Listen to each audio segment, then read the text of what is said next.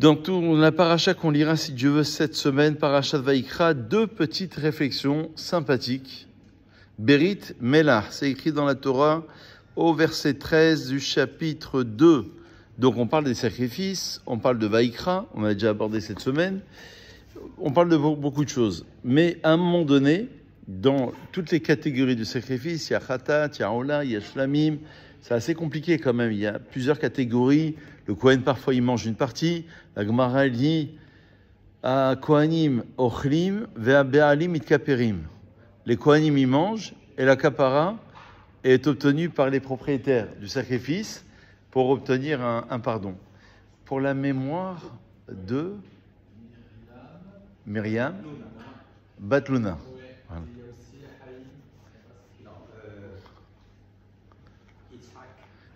Yitzhak Haïm Ben Yaakov. Repose en paix, qui puisse prier pour vous si Dieu veut. Alors, et à un moment donné, c'est marqué chacune de tes offrandes de farine avec du sel, tu saleras.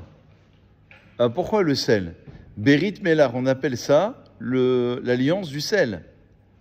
Ce sont les mêmes lettres que lechem, le pain. Lechem, Melar. Ok? 3 fois 26, 78 en Gematria. Bon, qu'est-ce que ça veut dire tout ça? Quand tu manges du pain, tu trempes toujours dans le sel. Tu es d'accord? Alors, apparemment, dans les sacrifices, tu dois saler. Chacune de tes offrandes de farine, avec du sel, tu saleras. Tu n'annuleras pas le sel de l'alliance de ton Dieu, de dessus ton offrande de farine. Avec chacune de tes offrandes, tu offriras du sel. Incroyable. Pour chaque offrande, il faudra approcher du sel. Pourquoi le sel?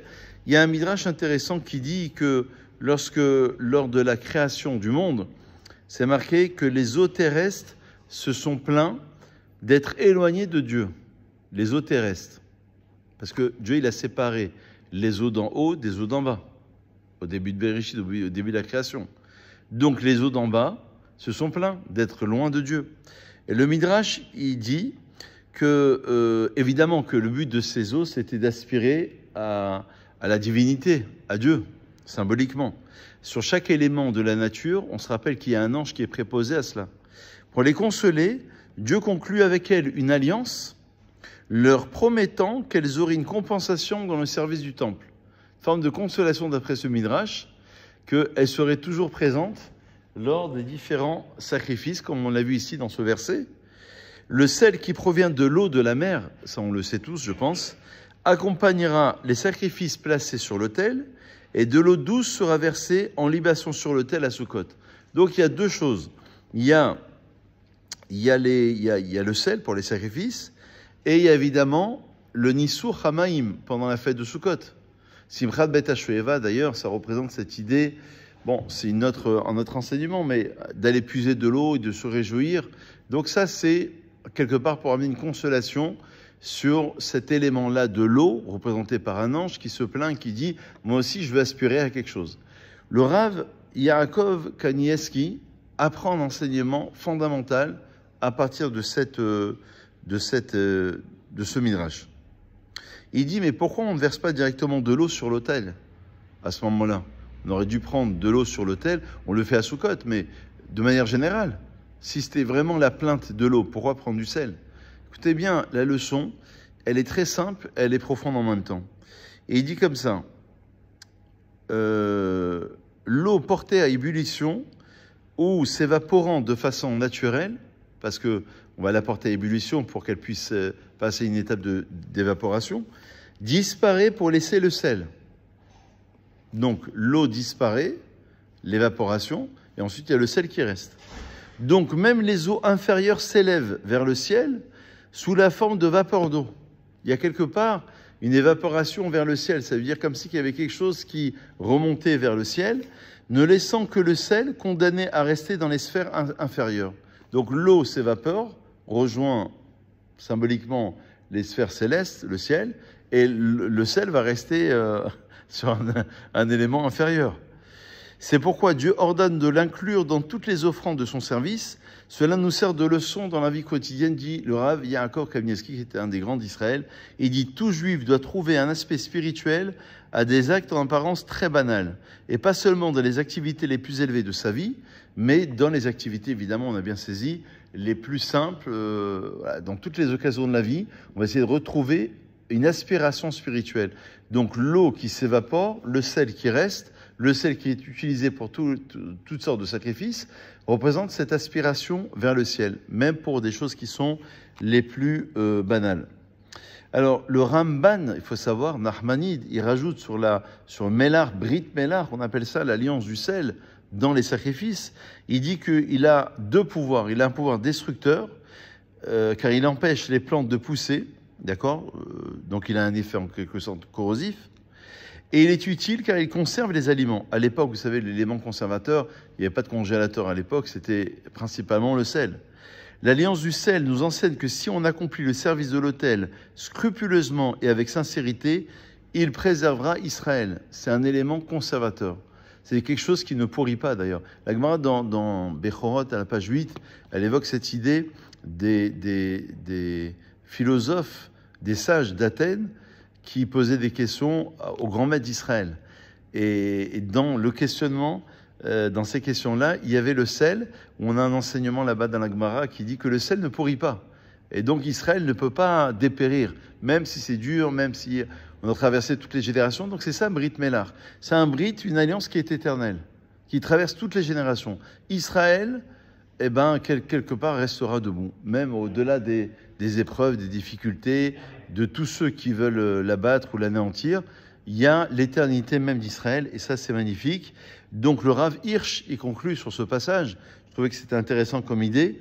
Le sel symbolise l'alliance immuable de Dieu, car il conserve ce qui existe et ralentit la décomposition. C'est ça, l'enseignement du sel.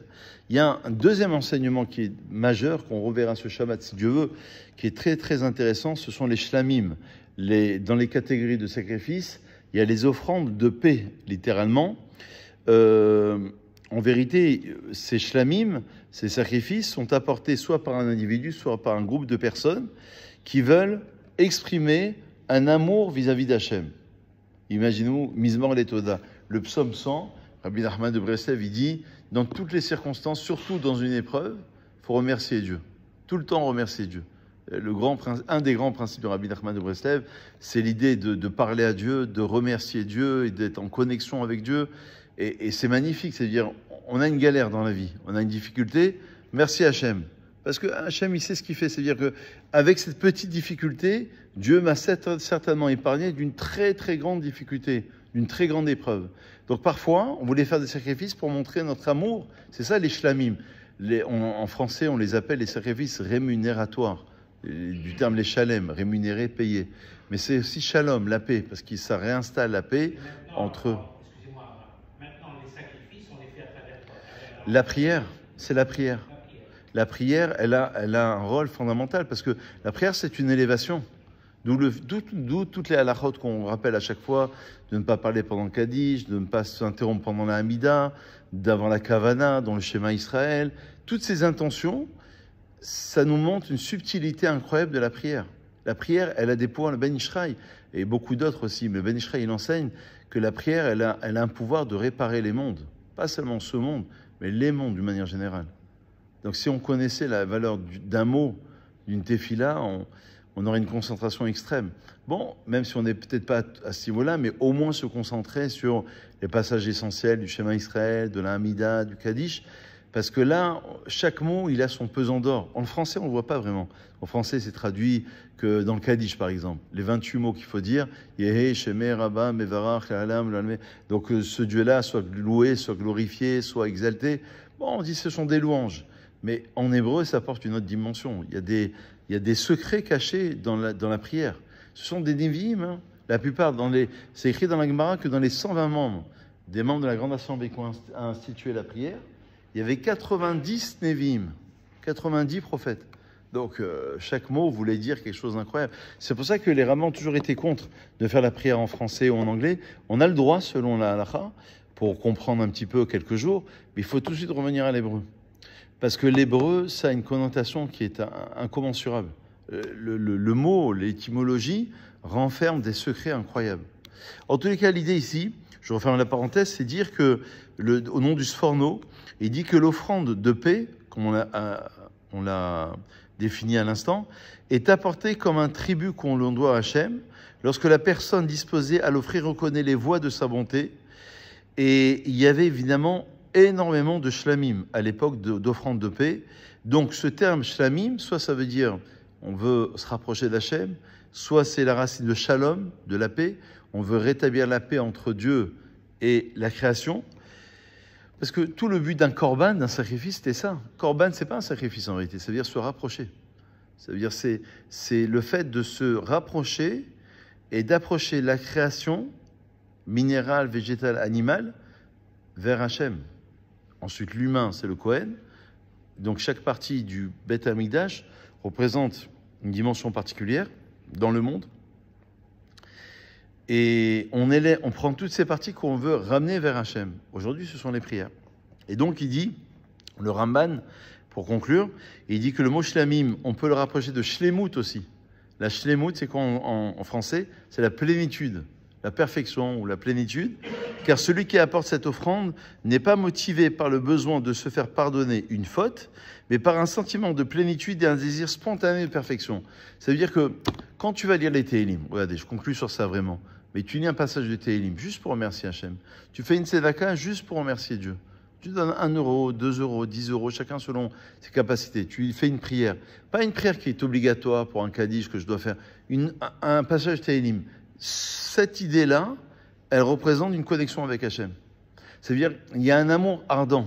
Donc j'ai envie de faire plaisir à Hachem. Il y a ce qui est obligatoire, c'est déjà énorme de le faire, mais quelque part, de temps en temps, peut-être c'est difficile de le faire tout le temps, mais de temps en temps, une fois dans la semaine, une fois par jour si on peut, une fois dans le mois, de temps en temps faire quelque chose d'exceptionnel qui n'est pas obligatoire.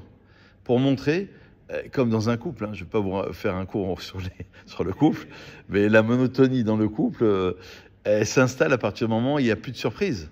Il n'y a pas à faire un cours sur cela, mais c'est un peu l'idée. C'est-à-dire quand il n'y a plus d'effet de surprise, c'est la monotonie qui s'installe. Donc en vérité, l'idée, c'est de réveiller le couple. Comment tu réveilles le couple? Tu surprends. Comment tu surprends? Et c'est écrit dans le Shulchan Aruch que veille de fête, dans une semaine c'est Pessah, tu offres un cadeau à ta femme. Tu offres un cadeau à ta femme. Il faut faire un cadeau. Et le cadeau, il apporte un petit peu la parnassa. Ne t'inquiète pas, Hachem me rembourse en temps et en heure. Et ça, c'est magnifique. Vis-à-vis de Dieu, c'est la même relation. Je veux montrer un élan. Le psaume, retenez-le, psaume 100, c'est facile. Il fait 5 lignes. Misement l'étoda, psaume du remerciement. Tu remercies Hachem, peu importe la circonstance. Il est institué dans nos prières du matin. Mais hors de la prière du matin, tu veux faire quelque chose, tu veux montrer un élan. Et le but, c'est ça. C'est ne pas se limiter à ce qui est obligatoire, de faire des choses qui sont un petit peu exceptionnelles, qui sortent de l'ordinaire. Baruch Adonai Le'olam, amen ve'amen.